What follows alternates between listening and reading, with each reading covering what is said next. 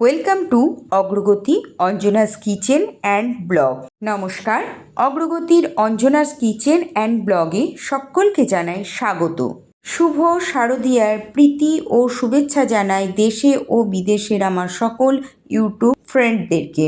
আজকের দিনটি ছিল শুভ মহা চতুর্থী, আর এই চতুর্থীর দিনকেই আমি আমার পরিবারকে সঙ্গে করে নিয়ে বেরিয়ে পড়েছিলাম রানাঘাট শহরের বিশেষ কয়েকটি নামি দামি পূজা মণ্ডপের দর্শনের উদ্দেশ্যে। প্রথমেই যে মায়ের মূর্তিটি দেখতে পাচ্ছেন, এটি আমার বাড়ির কাছে একদমই পাশের পাড়ার একটি পূজা মণ্ডপ। এই পুজোর মণ্ডপটি দিয়েই আমি শুরু করলাম আজকে চতুর্থী ঠাকুর দেখতে যাওয়া। 2-3 দিন আগে যে হারে বৃষ্টি হয়েছিল, সেই জন্য কিন্তু কিছু কিছু পুজো মণ্ডপের কাজগুলো কিন্তু সম্পূর্ণভাবে শেষ হয়ে যায়নি, কিছুটা অসম্পূর্ণ কাজ রয়ে গিয়েছিল। যেমন ধরুন, প্যান্ডেলের কিছু কাজ অসম্পূর্ণ রয়ে গেছিল।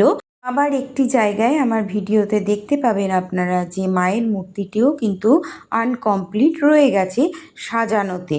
যেমন চুল লাগানো, তারপরে গহনা পরানো, এই ধরনের ছোট ছোট কাজগুলো বাকি রয়ে গেছে। যদিও দিনটি চতুর্থী ছিল, কিন্তু তবুও চতুর্থীর মধ্যেই সব কিছু কমপ্লিট হয়ে যায় অন্য বারগুলিতে। যেমন দেখুন, এই যে প্রতিমাটিকে দেখতে পাচ্ছেন, প্রতিমাটিকে দেখে বুঝতেই পারছেন একদম আনকমপ্লিট রয়ে গেছে প্রতিমাটির সাজসজ্জায়। যেমন মায়ের মাথার কেশ এখনো পরানো হয়নি, গায়ে মায়ের অঙ্গ শোভার জন্য কোনো গহনাও কিন্তু পরানো হয়নি। এই পূজা মণ্ডপটিতে ঘুরতে গিয়ে উপরি পাওনা হিসেবে আমার 2 বান্ধবীর সঙ্গে দেখা হয়ে গেল, আর আমিও সাথে সাথে সেলফি ভিডিও ফুটেজ তুলে নিলাম। ফটো ভিডিও তোলা হয়ে গেলে পরবর্তী পূজা মণ্ডপের দিকে আমরা এগিয়ে গেলাম।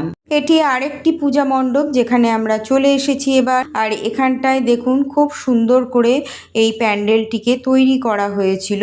বাংলার আর্ট শিল্পকলা এছাড়া রামায়ণের চিত্রকথা দিয়ে এই প্যান্ডেলটিকে সুসজ্জিত করা হয়েছিল।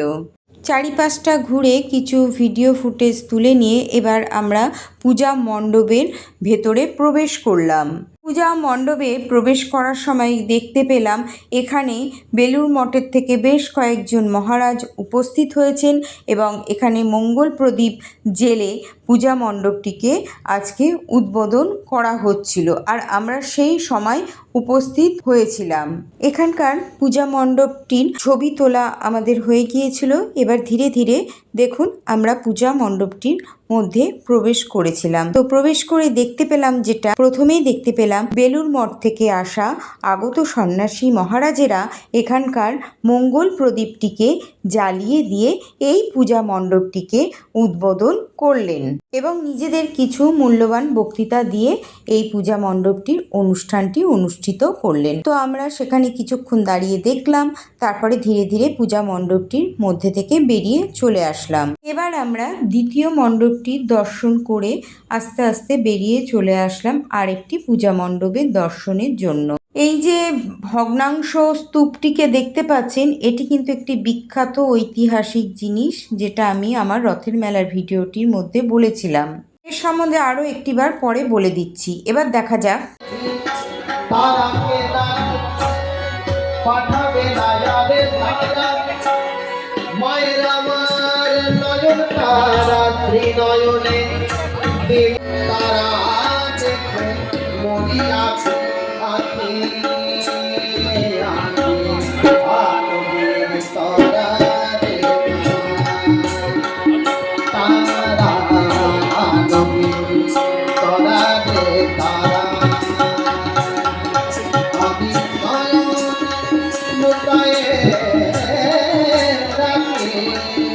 দেখতেই পেলেন মণ্ডপটির মধ্যে প্রবেশ করার মধ্যেই এখানেও উদ্বোধনী সঙ্গীত মানে দেবী বন্দনা চলছিল।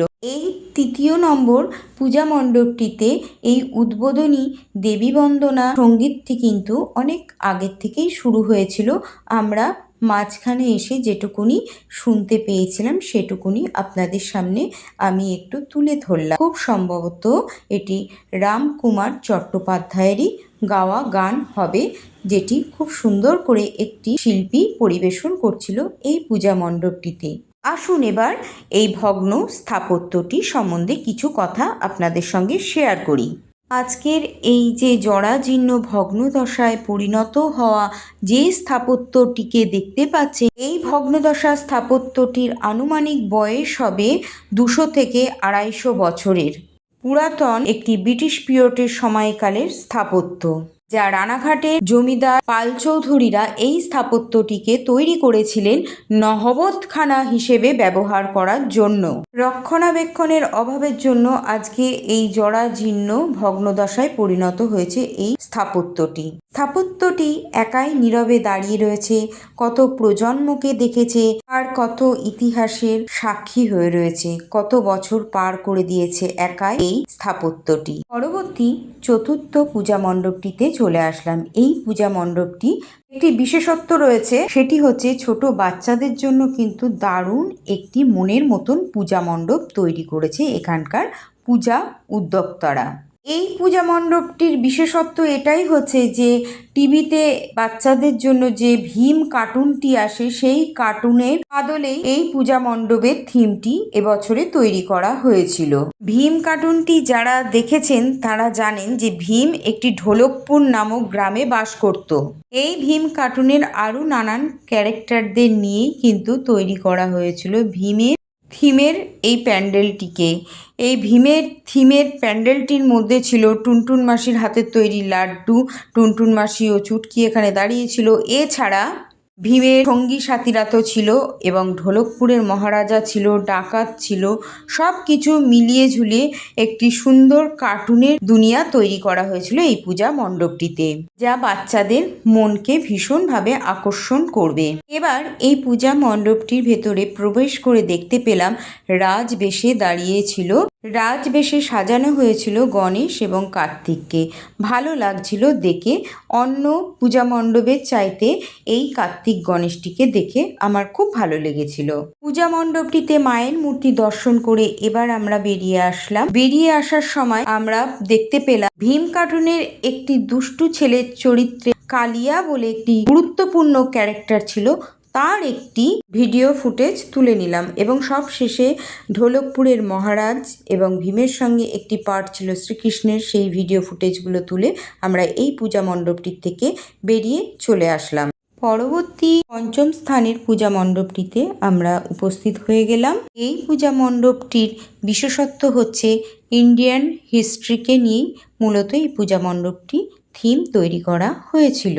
এই পূজা মণ্ডপের থিমটি ছিল ইন্ডিয়ান হিস্ট্রির ওপরে এবং ব্রিটিশ পিরিয়ডের সময় যারা রাজত্ব করে গেছেন ভারতে এবং ভারতবর্ষকে স্বাধীন করবার জন্য যে সমস্ত হিন্দু এবং মুসলিম রাজা মহারাজারা যুদ্ধে অংশগ্রহণ করেছিল তাদের ছবি কিন্তু এই পূজা মণ্ডপটির থিমের মধ্যে তুলে ধরা হয়েছিল।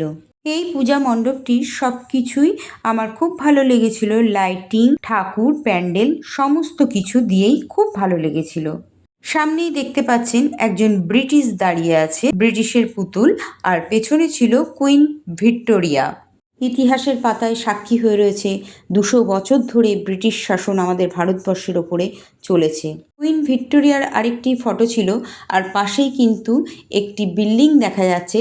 এটা কিন্তু অনেকটা ব্রিটিশ আদলেই তৈরি করা, এটা কিন্তু রিয়েল, এটা কিন্তু কোনো আর্টিফিশিয়াল বিল্ডিং নয়।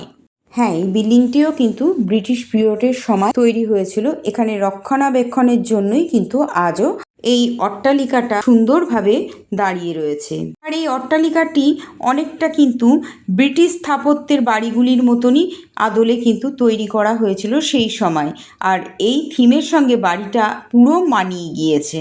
মণ্ডপটির মধ্যে প্রবেশ করার পর একটি দারুণ জিনিস এখানে লক্ষ্য করা গেল, সেটা হচ্ছে কোহিনূর হিরে। ভারতবর্ষের মোগল সাম্রাজ্যের সম্রাট শাহজাহানের মুকুটের মধ্যে কিন্তু এই কোহিনূর হিরেটি বসানো ছিল, যা ব্রিটিশরা আমাদের এই মূল্যবান সম্পদটিকে ছিনিয়ে নিয়ে ব্রিটেনে চলে যায়, যেটা এখন বর্তমানে ব্রিটেনের রানীর মুকুটের শোভা বাড়াচ্ছে। কথা বলতে বলতে আমরা মণ্ডপের মধ্যে প্রবেশ করে গেছি, একদম চিন্ময়ী মায়ের সামনে উপস্থিত হয়ে গেছি এবং মায়ের এই শান্তির রূপের মূর্তিটিকে আমার খুব ভালো লেগেছে।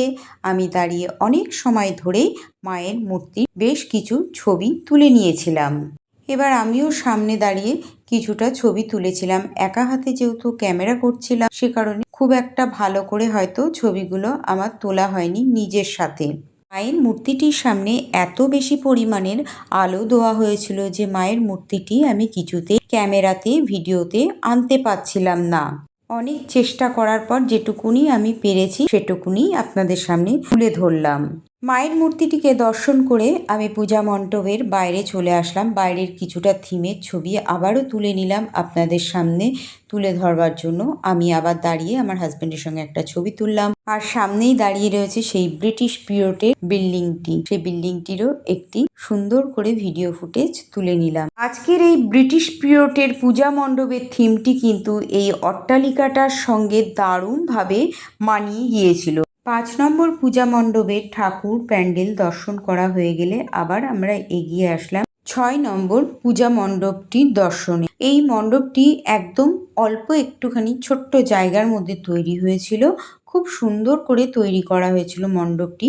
মণ্ডপটির প্রতিমাটি কিন্তু আমার দারুণ লেগেছিল এবং এই ছোট্ট মণ্ডপ শোভাটিও কিন্তু খুব সুন্দর হয়েছিল। এবার দেখুন মণ্ডপের মধ্যে আমি প্রবেশ করে গিয়েছিলাম। এই মণ্ডপটি মায়ের প্রতিমাটি মৃন্ময়ী রূপে তৈরি করা হয়েছিল। তো আমিও এখানে দাঁড়িয়ে আরেকটা ফটো ক্লিক তুলে নিলাম। মৃন্ময়ী মায়ের পরিবারের সকল সন্তানের ছবি তুলে নিলাম। এবার গুটি গুটি পায়ে বেরিয়ে চললাম পরবর্তী পূজা মণ্ডপের উদ্দেশ্যে। মৃন্ময়ী মায়ের মূর্তিটি সত্যি খুব অসাধারণ দেখতে হয়েছিল।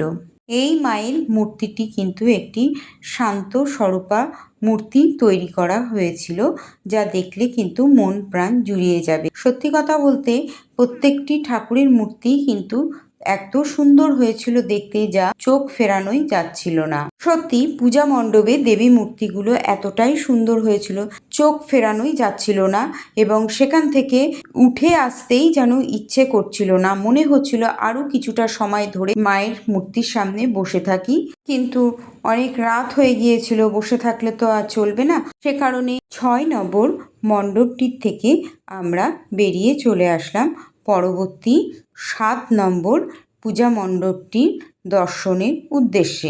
এখন আমরা চলে আসলাম 7 নম্বর পূজা মণ্ডপ দর্শনে এবং এই পূজা মণ্ডপটি হলো আমার চতুর্থীর রাতে সর্বশেষ দর্শন করা পূজা মণ্ডপ।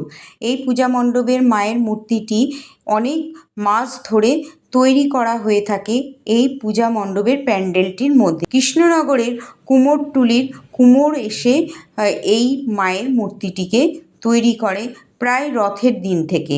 মায়ের মূর্তিটি বিশাল বড় আকৃতির হয় এবং আমাদের রানাঘাটের বড় বাজেটের পুজোর মধ্যে এই সর্বশেষ 7 নম্বর পূজা প্যান্ডেলের মায়ের মূর্তি এটা একটি রানাঘাটের বড় বাজেটের পূজা মণ্ডপ। তাহলে 2025-এর চতুর্থীর দিনে পুজোয় ঘুরতে বেরোনোর ভিডিওটি আমি এখানেই সমাপ্তি করছি।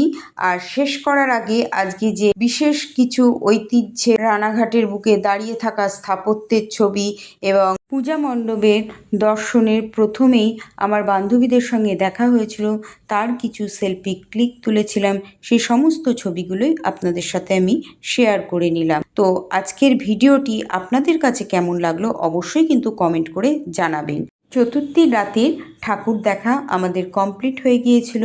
এবার আমরা বাড়িতে ঢুকে পড়েছিলাম আর ফেরবার পথে বাইরের থেকে আজকে রাতের ডিনারটা আমরা কিনে নিয়ে এসেছিলাম। আজকে ডিনারটাও আপনাদের সঙ্গে আমি শেয়ার করে নিলাম। আজকে ডিনারে ছিল একটি বাটারস্কচ ফ্লেভারের বার আইসক্রিম, সঙ্গে ছিল মাটন বিরিয়ানি, চিকেন বিরিয়ানি আর ছিল চিকেন ভর্তা।